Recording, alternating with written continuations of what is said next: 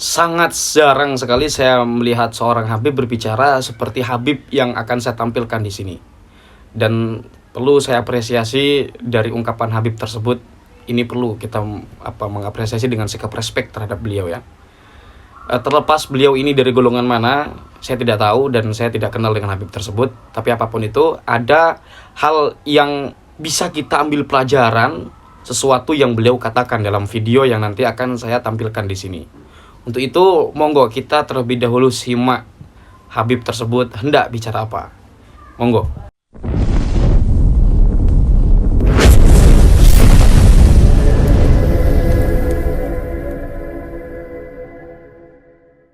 Hanya karena ada yang meragukan, hanya karena ada yang mempertanyakan ketersambungan nasab, terjadi kehebohan yang luar biasa. La haula wala quwata illa billahil aliyyil azim. Saya seorang Habib yang termasuk orang yang nasabnya diragukan, saya akan mengatakan bahwa sama sekali tidak penting nasab saya tersambung atau tidak. Sama sekali tidak penting. Karena siapa saya? Kalau seandainya nasab saya tersambung dengan Rasulullah, lalu apa? Tidak ada apa-apa.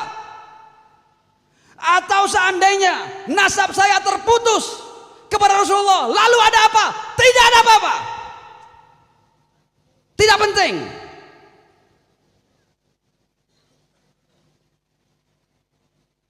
Mereka heboh ketika nasabnya diragukan, ketika nasabnya dipertanyakan.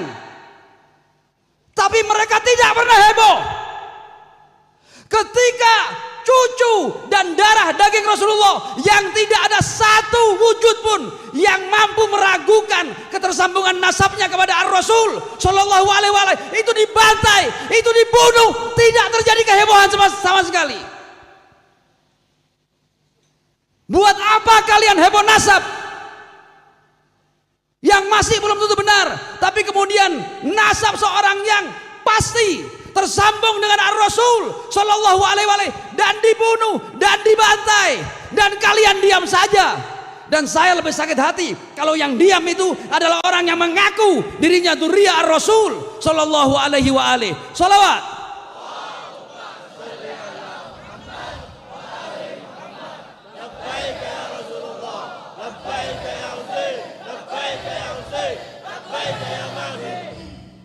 Saya akan membuat istilah baru. Di Majelis Al-Husain ibn Ali bin Abi Thalib alaihissalam, seorang cucu sejati Ar-Rasul yang tidak satu orang pun yang bisa meragukannya. Di majelis beliau alaihissalam, saya akan membuat istilah baru untuk Alawiyin. Alawiyin kita bukan ternisbat ke sembarang Alawi. Alawi kita adalah Alawi yang maknanya adalah Ali bin Abi Thalib, bukan yang lain.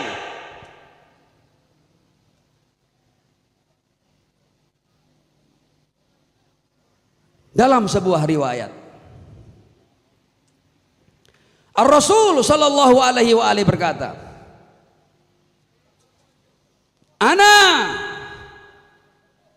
wa Ali abawa hadhil ummah. Aku, kata Ar-Rasul, dan Ali adalah ayah bagi umat ini. Jadi setiap umat Muhammad, terkhusus mereka yang ikut dan setia dengan ajaran Muhammad dan keluarga sucinya, merekalah yang sejatinya Muhammadi dan Alawi.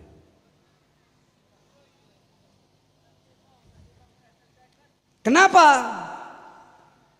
Ar-Rasul memberikan alasan. Kenapa kemudian beliau berkata ana wa ali abawa hadhil ummah? Kenapa? Wali haqqina wala haqquna alaihim a'zam min haqqi abawai wiladatihim. Karena hak kami, hakku dan Ali lebih besar daripada hak orang tua mereka yang melahirkan mereka. Hakku lebih besar daripada kedua orang tua biologis mereka. Wala haqquna alaihim a'zam min haqqi abawai wiladatihim. Saya akan mengkikis heboh-heboh nasab ini dari akarnya karena tidak penting sama sekali. Seandainya ada orang mampu menemukan setumpuk bukti bahwa saya bukan seorang Habib, bukan seorang dzurriyyah, mboten nopo-nopo, silahkan kumpulkan sebanyak mungkin data. Tidak ngaruh, saya tidak ada pengaruhnya bagi kalian.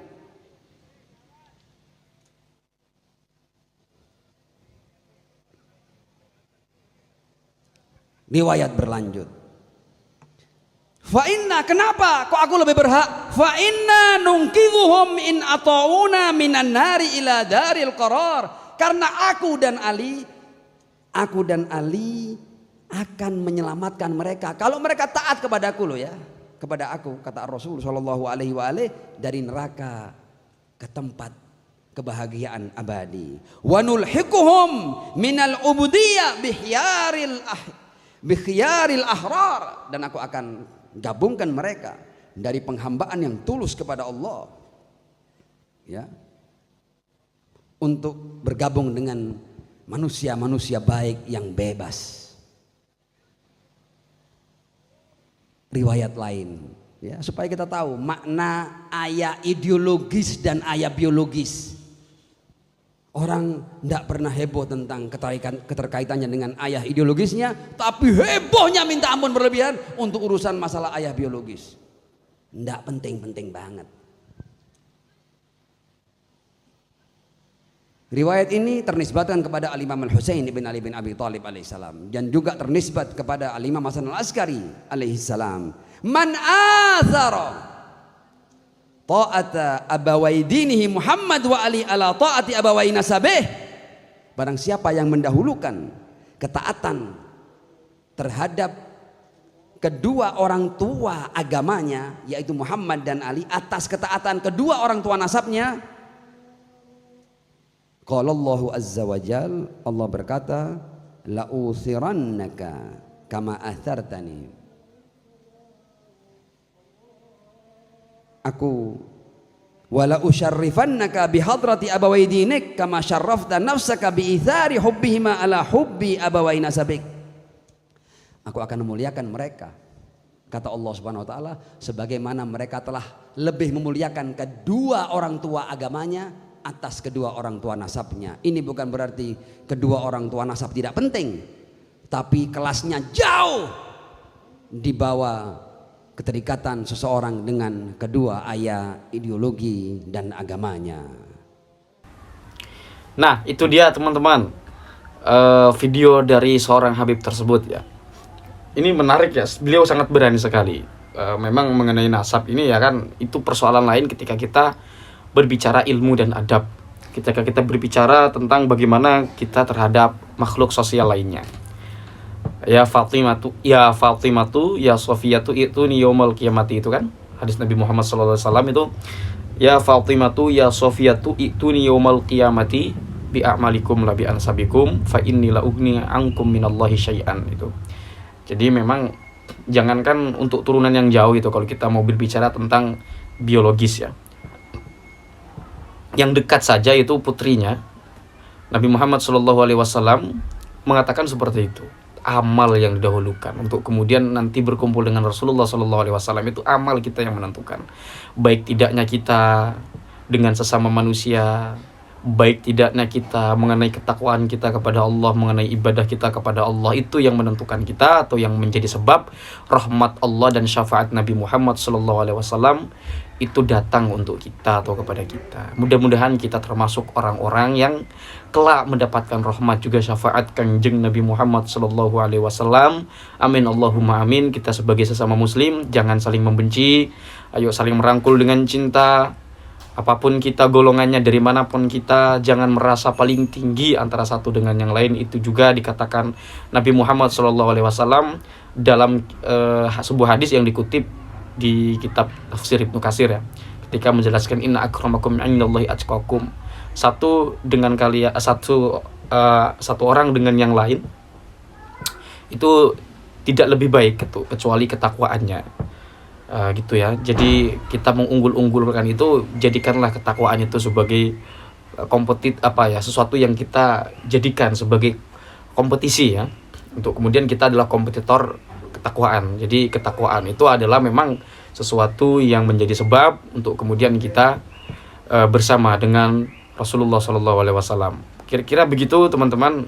Kurang lebihnya saya mohon maaf. Hadanallahu wa iyyakum ajma'in. Mudah-mudahan ada manfaatnya walaupun satu huruf. Wassalamualaikum warahmatullahi wabarakatuh.